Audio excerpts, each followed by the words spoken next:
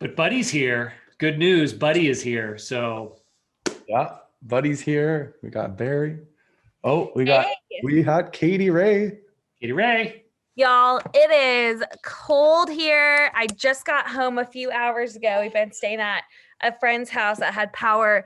Check on your friends in Texas. We are not prepared for this. Yeah, no, I was surprised, Katie. Like I didn't realize how many people from Texas I work with on a regular basis because I've been finding that out over the last couple of days.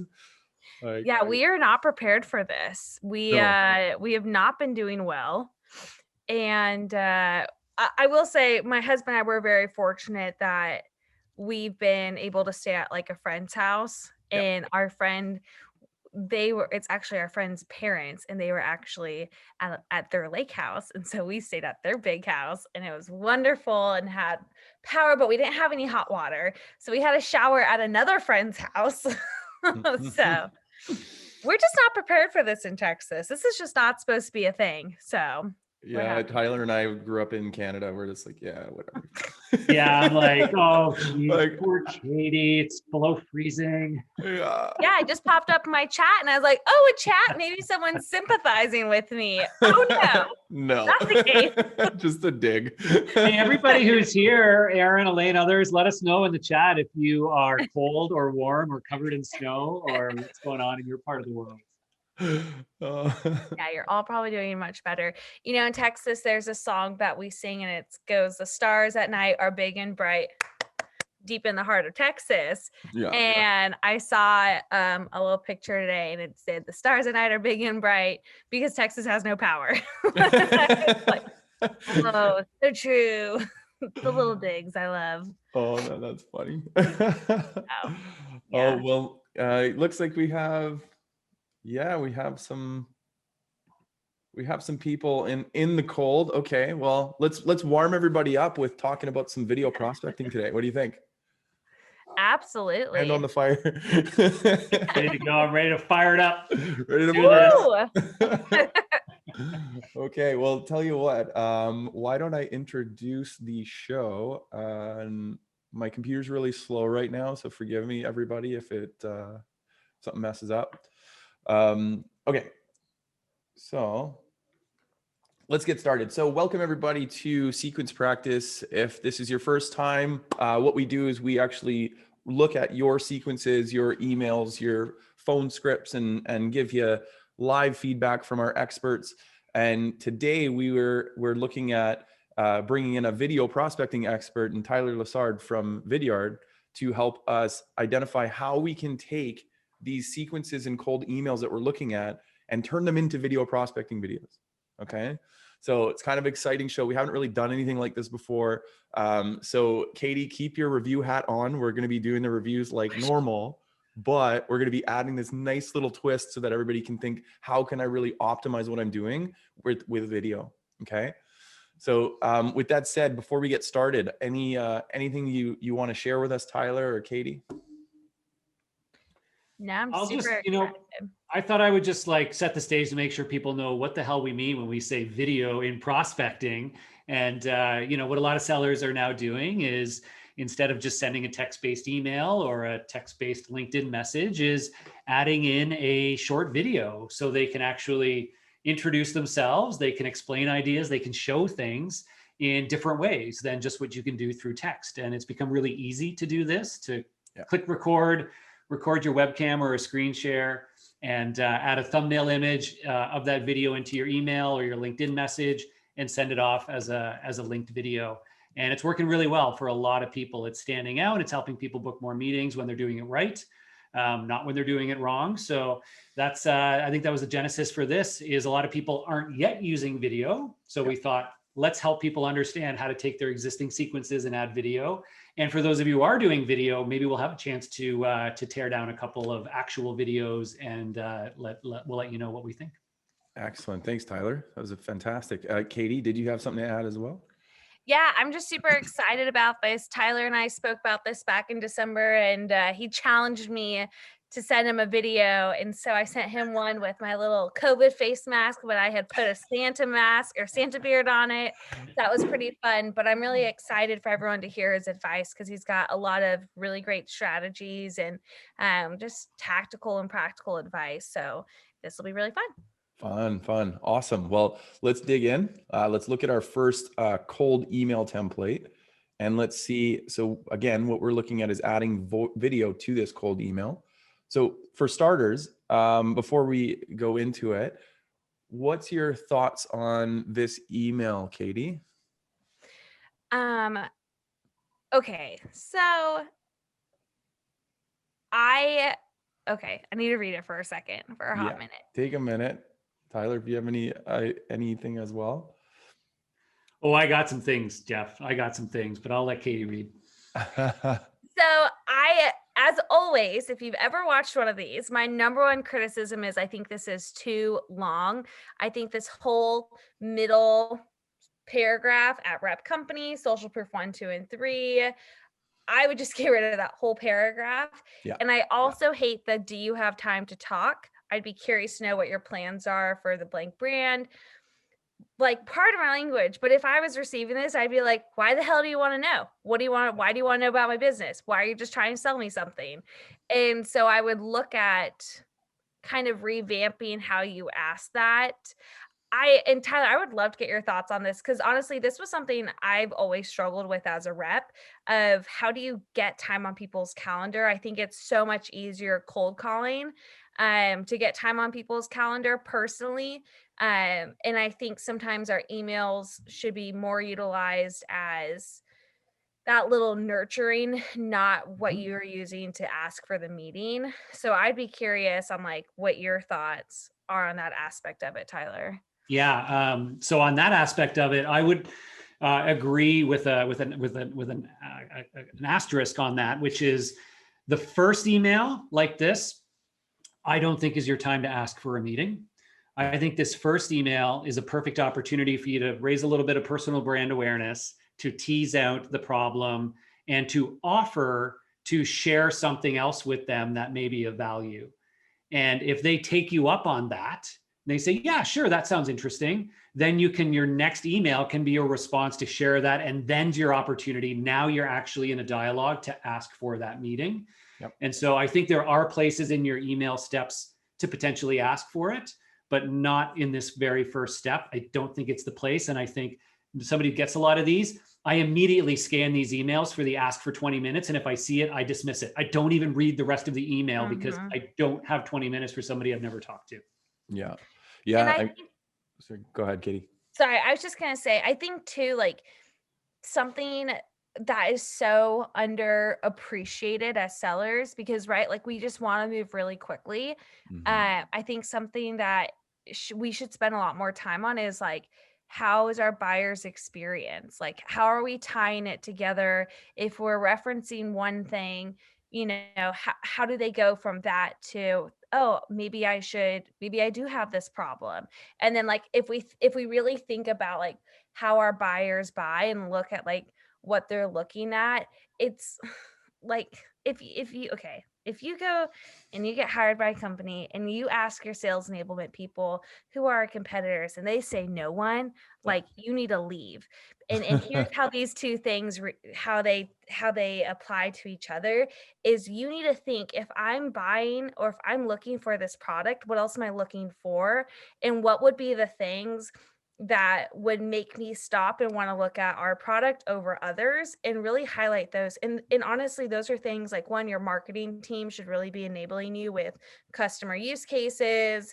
You should be talking with your customers like, hey, now that we've had this, we've signed paperwork, whatever, like what really made you guys want to be a part of this and like join this and, have this product, whatever. So I'd be thinking of like, for every touch that I make, how is it creating this little roadmap of like a really positive and enjoyable customer experience where they don't even realize that they're being like put through this process. So that's what a lot of this kind of makes me think. Katie, yeah, as an add-on to that, Katie, like when I read this, it feels like a lot of other sales messages I get. And Mm-hmm. there's two problems for me. One is that it feels robotic, not really, it feels like it's from a business, not from a person, right? Yeah. And template does not have to equal robotic, right? Templates can still feel super personal, like it was actually a real person that wrote it. Yep. So number one, make it feel like it's genuinely coming from you, not from a business and robotic. Yep. And then the second thing is, and I always try to bleed through in my own prospecting with this, is always, always, always make them feel like you're here to help, not that you're here to sell. And I think that's where, like, if you go through this, I felt those two things where I'm like, this feels robotic, feels like they're trying to sell me something. They're asking for time. I'm like, 1, 2, 3 X's, I'm out, right?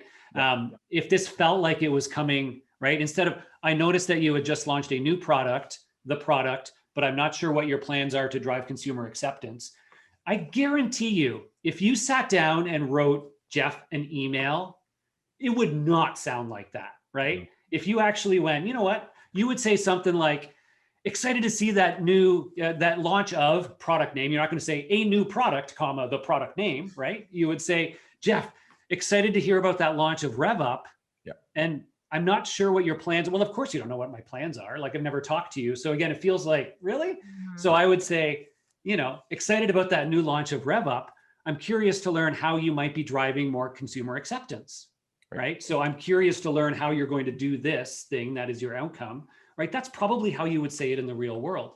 Yeah. Mm-hmm. And so I would respond much better to something like that, even if it were templated, because I feel like, oh, this is actually a real person to some degree talking to me.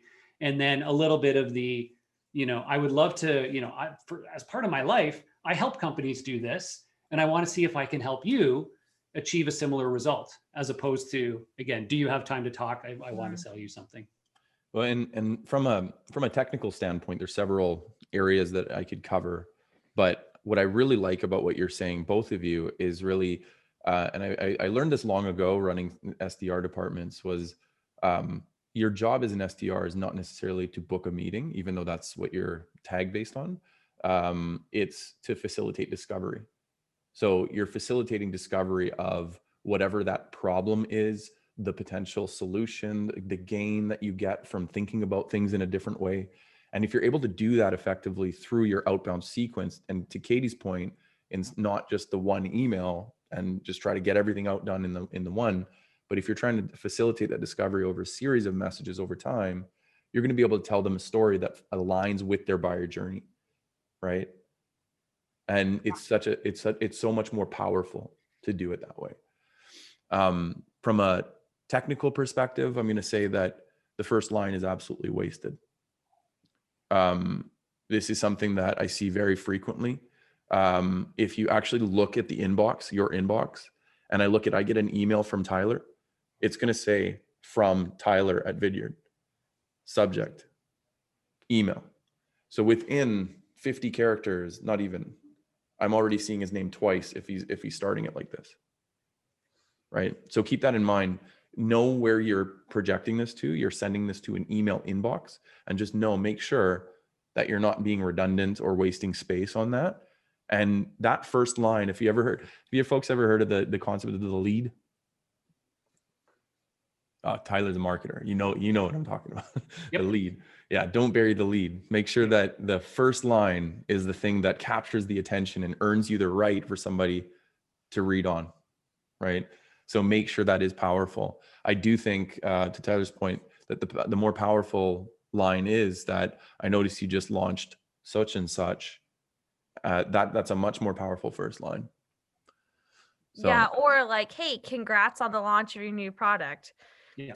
How's it going getting people excited about it? Like, yeah. I think one of the things too, like, right, like, this is probably not a mid-market or enterprise rep email. I would like to think that this is maybe an SDR, SMB, 1 to 3 year experience rep, Yep. you don't have to do everything that marketing tells you to do.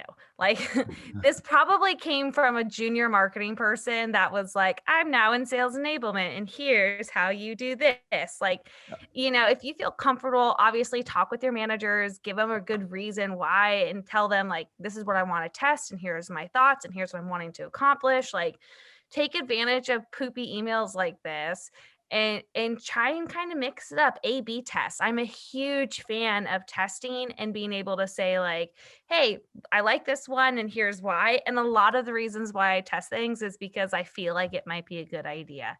A lot of the times I don't have like any type of hard data, but this would be a really good opportunity to try and like cut it down, pretend like you're writing it to your mom or your dad, make it super casual and conversational, and just see, because at this point, like it's just something generic that we're all getting a lot of. And like, honestly, the only reason why I respond to emails like this is to say, hey, that's not something I'm interested in, but you should check out this article about cold prospecting from Sales Hacker.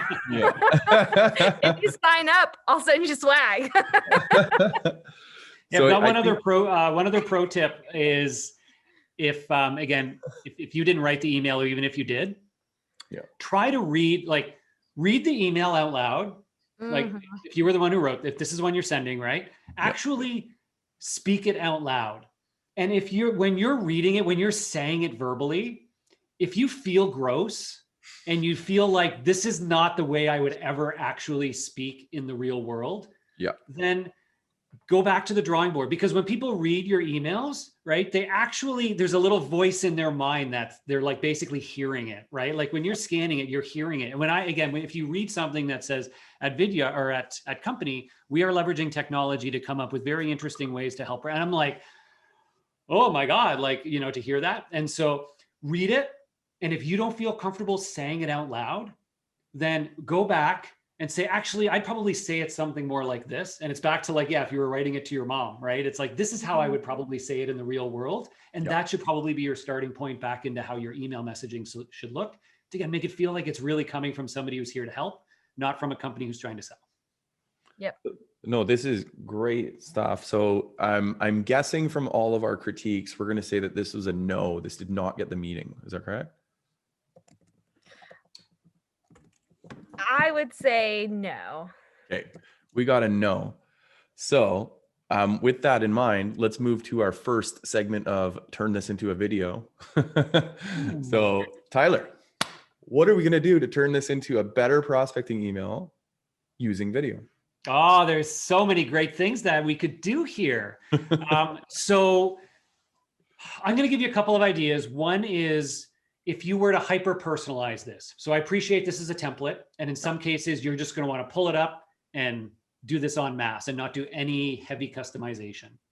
But in some cases, you have a great opportunity here to hyper personalize this for a prospect and make it really hit home. So let me start with the one I'm more excited about, which is the hyper personalized version. So what I would do is, since this is about their new product launch, I would bring up that product on my screen, right? I'm assuming that product is now featured on their website. Maybe there was a press release about it. There's something online about that product. And I would bring it up on my screen, and then I would hit record and do a screen recording video. So with tools like Vidyard and others, you can record your screen along with your camera in the corner. So I would record my screen with that product on their website, likely up on my screen, and I'd be in the corner waving. And when you click play on that video, then I'm going to say something like, so excited about this great new product launch, looks really awesome, and I'm super interested to know how you guys plan on driving acquisition, And you can deliver actually a very similar message of what you have here. Or it could be something that's complementary, right? You could reduce the amount of text here and leave the video to do the talking. But by doing a video where they see their own product up on the screen, immediately they will recognize that. So imagine this email, take out that whole middle paragraph, tighten it up, and now you've got a thumbnail image of a video with you and their product. So they're going to see that thumbnail image and they're going to recognize their own product. So they're going to be more inclined to click in because it's something that they're familiar with. And like, who's this person on my product page? What's going on here? I have to watch. There's a sense of curiosity, right?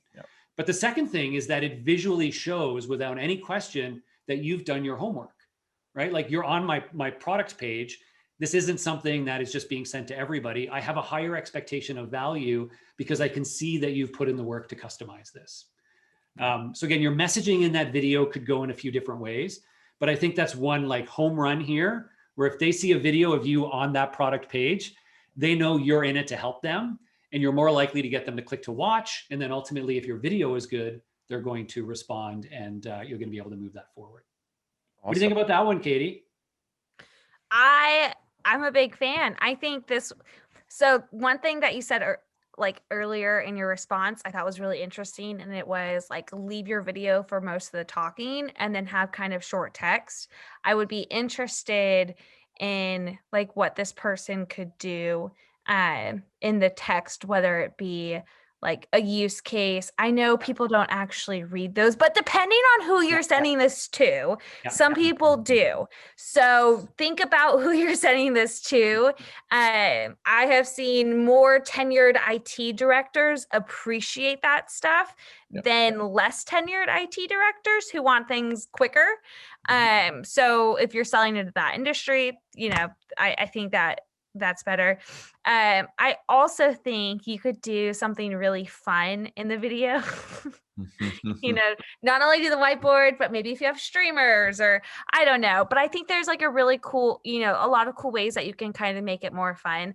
I am also like notorious for never accepting any type of request if people like write in it, especially like I sent one to Jeff a couple weeks ago. This guy messaged me and was like, just want to connect with amazing individuals like yourself. And I was like, whatever, I'll accept it.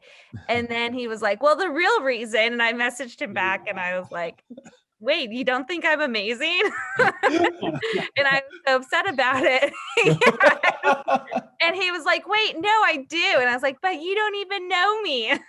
But I feel like in something like this, like I will always watch a video and I will 90% of the time, like at least respond to it. And I think like the video just allows you to have a much more genuine and human interaction. And you just like in your emails, like you can't put on a show. It's not about like being so businessy. And I think less tenured and younger reps have this idea that these people we're talking to are so much better than us in different ways because they hold different titles. And like, yeah, you will talk with people that think that. But I also think a lot of people that do have higher up titles just want to be spoken to like a regular person because they're tired of ass kissers.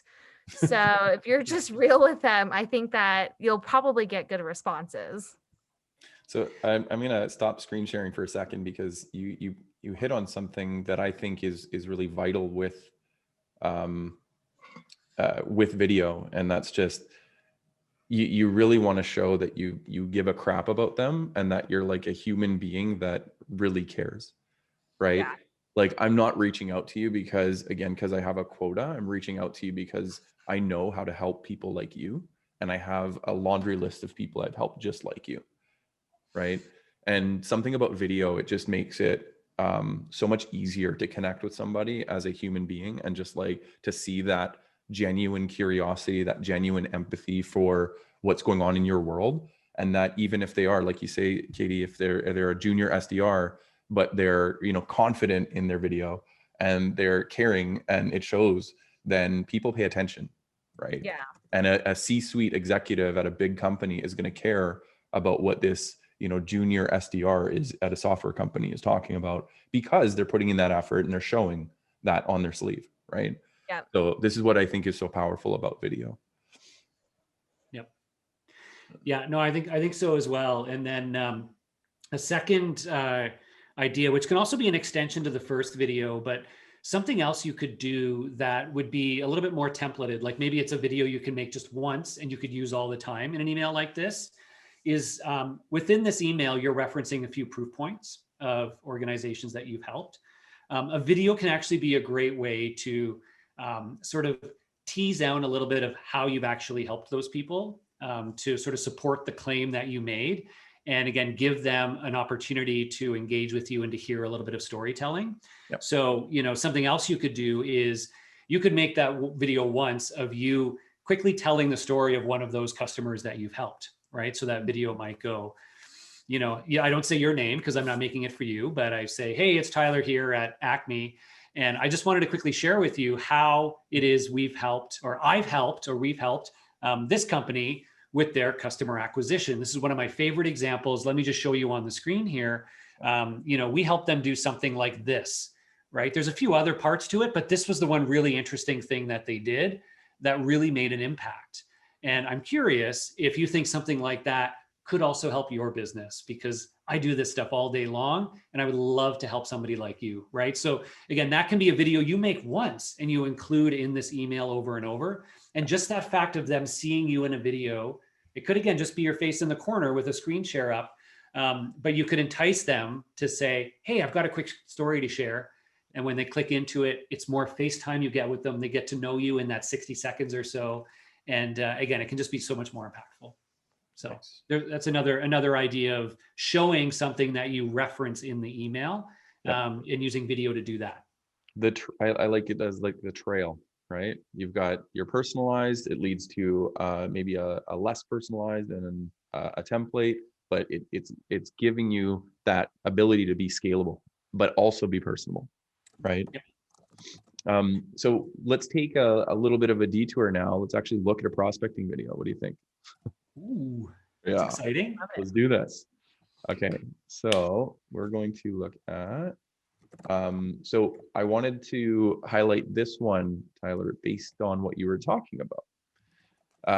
Because you were saying to, introduce something that is personable, something that is relevant to the person that you're reaching out to, and still having your talking head there.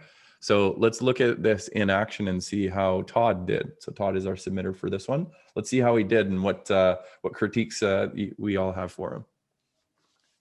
Hey, Corey, thanks for the click. My name's Todd, and I'm reaching out from Lead 411 to offer you some business development tech. If you're doing outreach and you want cell phones and email addresses, I'd love to set you up with a test drive of our tech. A lot of people are currently getting that from our competitor, Zoom Info. We tend to be half the price and 10 times the customer service. We also have some features where you get notifications when companies that meet your criteria are hiring for the roles that you specialize in. It's pretty cool. A little 1-minute demo showing you more about that if you're interested coming up. And if none of this is interesting, let me know. I'll take you off my list and spare you the cold call. Take care.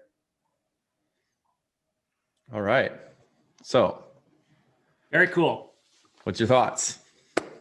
Okay, so I could start on it. So I think there's a couple things here that he did well. So one is, you all may have noticed that it's a screen recording of his prospect's LinkedIn profile, but then his camera was still on. He actually moved his little bubble up so he was like beside the other person's bubble.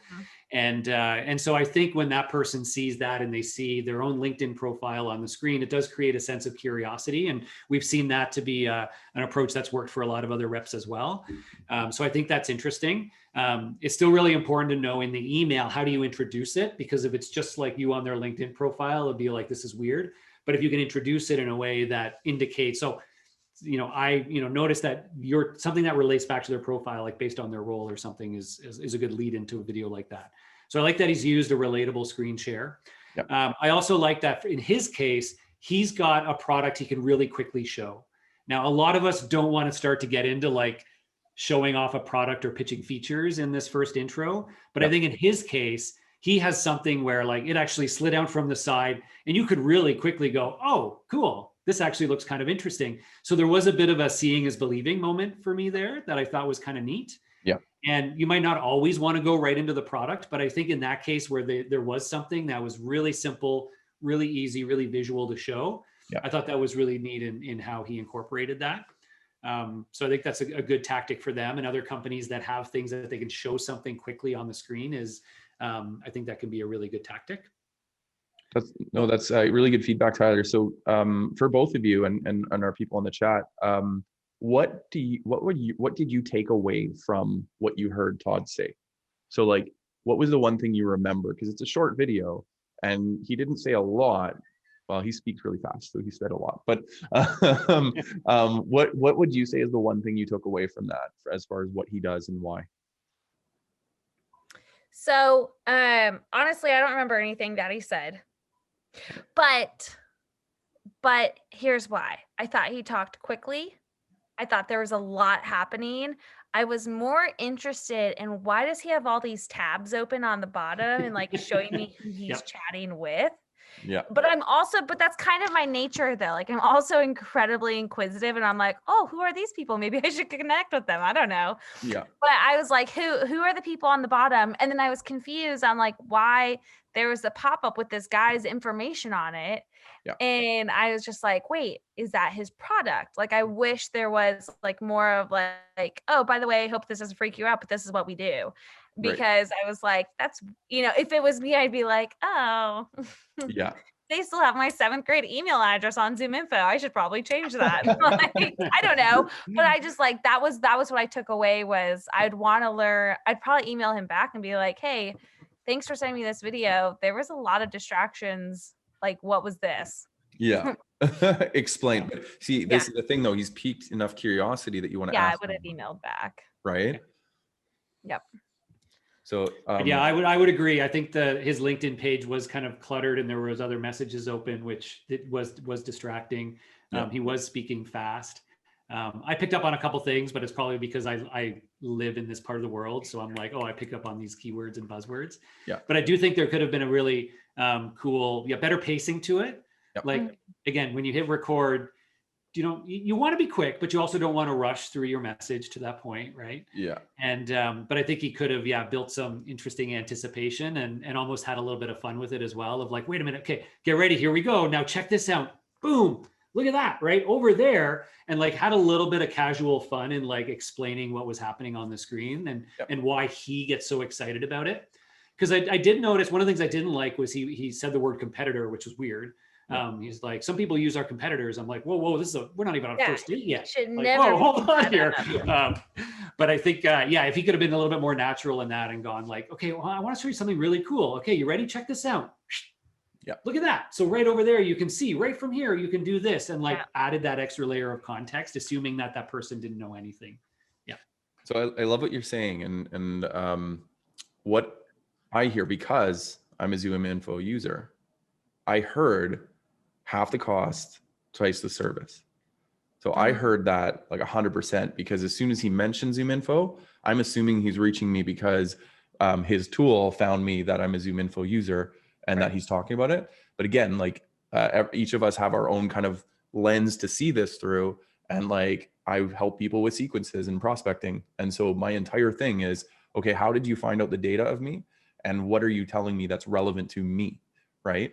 And so if Todd sent me this, I would actually hear his value prop and care about it. Yep. Yeah. Like Tyler, though, the C word. Competitor. Yeah, not a fan of that. That's something that I think younger reps are kind of conditioned to actually bring up in their prospecting. And I think that needs to be a trend that goes away this year because anytime that you're talking about what your competitor does is an opportunity that you're losing to talk about what your product does or how you can solve their problems. And it is a missed opportunity for asking a question of what they're using or what they like about it, or, asking. One of the best pieces of advice I've probably ever gotten in sales is figuring out how to ask questions around around what your product does that pokes holes in your competitors' products and gets your prospect thinking, oh, wow, no, we don't have that. Man, I wonder do you guys have that? And it allows for you to talk about that. And so like anytime you bring a competitor, I think that's just like, woo. What are you really selling? Are you selling a relationship with these people? Are you selling a consultant, or are you selling half the cost, double the product, and it's transactional? So what does that mean? So, well, and to that point is that the reason why those young SDRs do that, or these inexperienced SDRs, is that they're taught by the playbook at their company that, this is a really good tactic, is to find out, people using competitors and then speak to it against this. Right. And so a lot of them take it literally where, okay, I need to call out that you use Zoom Info and this is why we're better. But to your point, Katie, is that it's a lot more effective if you really focus on where they fall short and then where you actually overcome. There's actually a really cool thing. I was talking to Jason Bay yesterday about this, is that there's a really J-Bay. Yeah, J-Bay. There's a really neat little tactic we discussed. We're actually, spoiler alert, we're recording something fun together, unleashing it on the world soon. But there's a little tactic we discussed about user reviews. So looking at, G2 Crowd and different things like that. And you can actually look at 1-star reviews and 5-star reviews of your competitors and understand really what is holding people back, what is making them jump ship, that kind of stuff. So, and you get exact verbiage from your customers, exactly what they're frustrated about with the competitor. And that's the type of language you can use in your prospecting, in your videos, in your outbound, whatever, in order to kind of make that happen.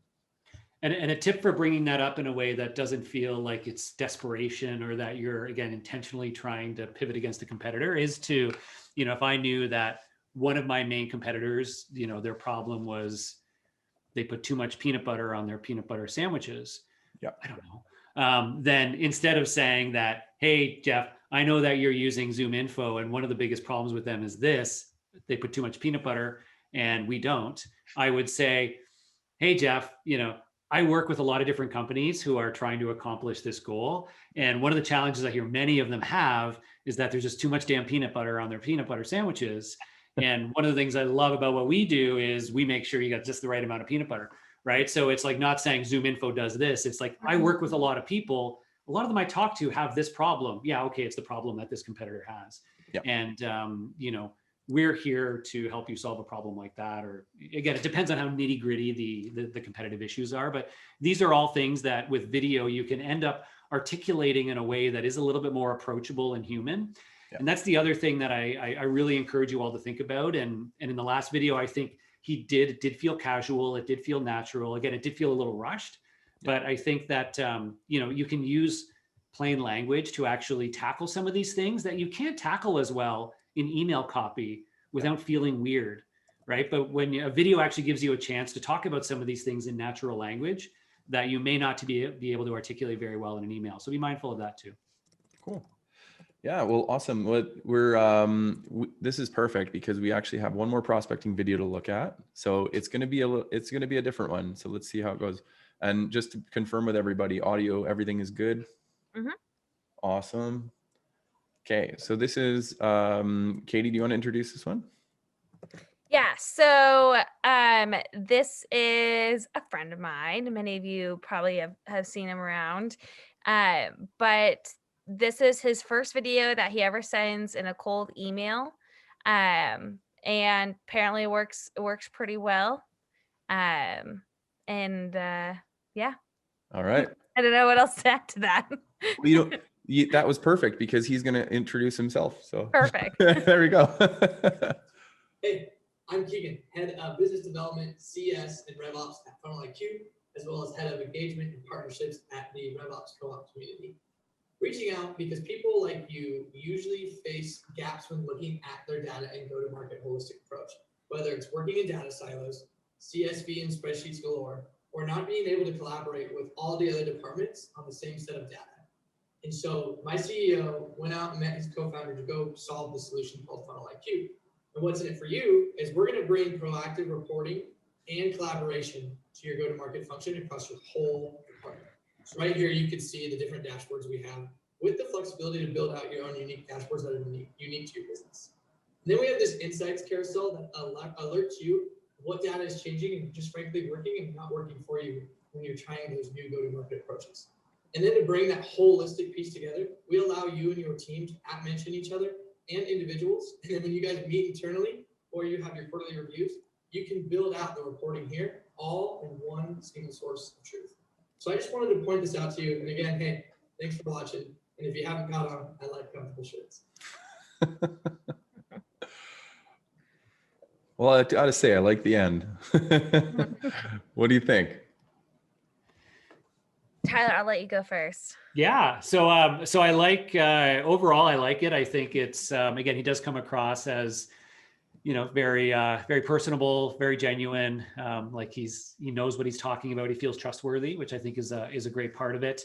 I do like the opportunity to introduce himself and then do a little bit of show and tell, in the product. Again, not all of us necessarily want to go right into the product, but when you have something where there is a little bit of that seeing is believing moment, or you can have something on the screen that when you're talking about it, it really helps the idea solidify. I think you can absolutely go that route. I feel like he went a little bit too far into it. Like it was like, okay, whoa, like what am I looking at here? Because it's not a very visual product. Yeah. I probably would have tightened that up a little bit and leaved a little bit more as my, I've got a lot more here to show you. And if you're interested, I would have had a call to action that was, I'd love to show you a little bit more about this, or to explain a little bit more about this. I think it was a fun little ending, but I would have offered to say, if you'd be interested in seeing about, one of these three things work, I'd be happy to send you another video to show you exactly what that looks like, or something like that. I think would have been good. The only other small, this is a nitpick point, which I don't think would necessarily impact his conversion rates, but he kind of kept looking down. It kind of felt like he was reading. There were notes. There were right? notes. Yeah. It felt like So he I was thought reading so. a script. Yeah. So I thought so. And again, which is okay. I don't know that that would make or break it for me. Yeah. It did feel a little bit like, okay, I'm not sure that I trust him quite as much anymore, because it's like, does he really know what he's talking about, or is he just reading a script? Right. So I would guess that if he did that a couple more times, he'd be able to nail it and not even need to look down. Yeah, makes sense. Yeah, I would love to hear what his would be after trying to film it 5 or 6 times. Mm-hmm. Because I feel like that 5th or 6th one would be perfect, right? It would probably be 10 or 15 seconds shorter. It'd be a lot more relaxed, maybe a little snappier, a little more fun. And he would kind of have his own evolution of the script that he's created. And so, I also agree. For me, I probably wouldn't go straight into the product, but instead I would probably come up with a little sequence of like 4 or 5 emails that have little videos with like little nuggets in them that allude to certain features that are important for people. And like how it's valuable and what it's done for people's businesses. I really liked how he did talk about like how a CEO met up with customers and all of that. But I probably would have just led with that, and I would have cut out the whole product part of it if it was me. Yeah, I'm going to echo that. Is that I think that the product parts, it's very similar to what we discussed about the last video as well. Is that when the product is busy and it's not like really simple, and I can tell you from looking at that dashboard, it is simple for what it is, but it doesn't present itself very well on a video. Instead of something like that, to illustrate his point, I would have done maybe a diagram, write on a whiteboard, or have something prepared that he can kind of allude to in the background kind of thing. But just something that would be a very simple, like, here's where you are, here's where you can be, here's how we help, like something like really nice and simple, something like that to really illustrate what he's doing. That's kind of, I also got lost, and I'll tell you, like, I have a very deep RevOps background, and I'm pretty confident he's speaking to RevOps people here. And I got lost with the data. Even though I know what he's talking about, it still didn't tell me the story in a very consumable way. And so I got lost on that. But with that said, I loved his story, like you, Katie. I loved his story about, the founder. I loved his story. I loved his concept of like really focusing first on what matters to me. And obviously his personality and humor just came across like in spades. I thought it just like beamed off the screen. Yeah, it does make you smile. There's an interesting effect when you see people are smiling or kind of, in positive attitude. It makes you feel the same way. There's this concept of mirror neurons that when we see people smile, it drives us. It makes us likely to smile and things like that. Yeah. So I think that, again, that good body language comes through and was nice in the full webcam part of the video that you did kind of get that feel for them, which I think was great. Yeah. Right. Awesome. So here's the part of the show where we talk about the 3 takeaways for today. So let's do this. So if you were to say one thing to take away from today, Katie, what is your one takeaway from today? Keep it casual. I don't know. Ooh, it sounds a little inappropriate, but As a pro. No, it doesn't get better. Yeah, just keep it Just casual. keep it casual. Okay. Okay. So explain. Keep it casual. yeah, keep your conversation casual, keep your prospecting casual. I'm a big fan of like, don't give people the power unless they actually deserve it. So at this point, like whenever you think about prospecting, one thing that I've always kept top of mind is like, until you're actually having discussions with them, like you're Mhm. still kind of figuring out who these people are, how they like to be spoken to and spoken with. Yeah. And so if you keep it like very conversational, you can oftentimes figure out a lot more. Mhm. And especially in SMB space, I think this is like one of the biggest things, especially in SMB. Like if you keep it super relaxed and super casual, people aren't going to think you're a salesperson. Yeah. Like, especially if you talk with gatekeepers, because most salespeople are like, oh, hey, Susan, this is Katie from Sales Hacker, and I'm calling because of this, this, and this. Is Yep. so and so available? But instead of like, if you keep it really casual, and I think the same things with the videos, like keeping it just conversational, just like you would send a TikTok to your friend or a Snapchat to a friend, like obviously have a little professional decorum, but Yeah. for me, I think keep it conversational, keep it casual. Awesome. That's a really good one, Katie. Thank you. Tyler, what do you think is the one thing that people should know about video prospecting? Yeah, mine has a similar twist, but I'll say be human and helpful. My two H's, and that comes through in subject, the copy, the video, the whole way the message gets built and delivered. Yeah. And I think this notion of, say it like you would normally say it in conversation, which comes back to being casual, and always focus on coming across, but also genuinely being helpful. Yeah. And I think in video, it can actually amplify, that both positively and negatively. If you're in it to sell, it's going to amplify that. If you're in it to help, it's going to amplify that. And so having a genuine sort of discipline about, hey, I'm here to help you. It's going to drive your tone. It's going to drive the way you speak. It's going to drive what you show. And I think that's really at the heart of a lot of this. That's awesome. I love it. I'm going to do the KISS principle. So for me, the one thing that I really took away from even just our conversation today was that video prospecting is about that simplicity. It is about that human, helpful, and casual approach. But if you're going to use visuals, which are powerful, make sure that they're simple. Make sure that they're easy to understand and they don't distract from what you're trying to say. Because as you saw from both the videos we looked at, it kind of got distracting as we were looking at the visuals. And it distracted from the great work both gentlemen were already doing. So if you can keep it simple, again, we'll go back to Jay Bay. He literally draws on his hand. He draws on the screen, and like things like that is really simple and really powerful. That's kind of my one takeaway from today. Keep it short, seller. Keep it simple. I got it. When it comes to video, I sometimes say keep it short and simple. Let's do that. We'll mash the two. Keep it short and simple. That's KISS. I love it. Well, thank you very much. Aaron gave us a big compliment on the chat. Thank you. Appreciate it.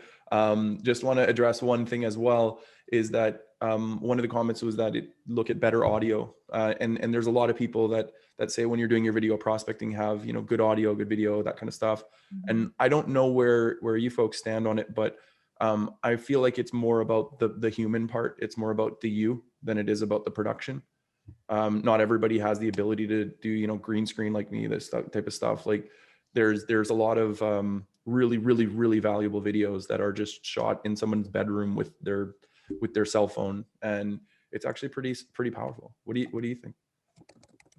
Yeah, I would. So I'm going to actually go both ways. I'm going to say that I agree that you don't need whatever equipment you have today is good enough for what you're doing. Yeah. That said, if you are going to enhance your experience, I actually like this point. Start with audio. So if you've got $50 to spend, get a good microphone before you get a good camera, because people will watch as long as the audio is good. If they can hear you clearly, they'll stay tuned. But if the audio isn't great, doesn't matter how good the video is, people won't stay tuned. So I love the idea of good audio. That's a really good point, Tyler. And I will keep my answer, but I'll change it a little bit. I can tell you in my world, once I got this microphone that you see here on all my videos, my life had changed. It's a significantly better experience for listening to me talk on these webinars and stuff. And actually it complements my audio all the time. So that's got to say something good. Love it. So yeah, thank you everybody for joining today. Just for those listening at home, if you're struggling to book meetings from your prospecting, we're giving out for the month of February a free sequence review. Just go to revup90.com/submissions and we'll review your LinkedIn, email, phone, videos, whatever, anything you do for outbound sequences. We'll take a look at it for you and give you some helpful tips that can help you improve your prospecting today. So yeah, thank you so much, Tyler, for being our guest, and thank you, Katie, for being amazing as always. So, and you actually mean that, not like the LinkedIn connector. No. I legit mean it. The amazing Katie Ray is how I referred to her. I gotta say. Thanks. And I just want to do a little plug. If y'all love Tyler, come and join him and I February 23rd as we talk about the types of videos you need to be using in your sales process. Well, that's fantastic. I'm gonna go. Come check us out. Okay. I almost forgot about that. I get more Katie time. Like I know. What a for blessing. 3 live. times in 3 months. Oh, that's gonna be great on the Sales Hacker Network, baby. Let's do it. Look forward to seeing you all there. That's awesome.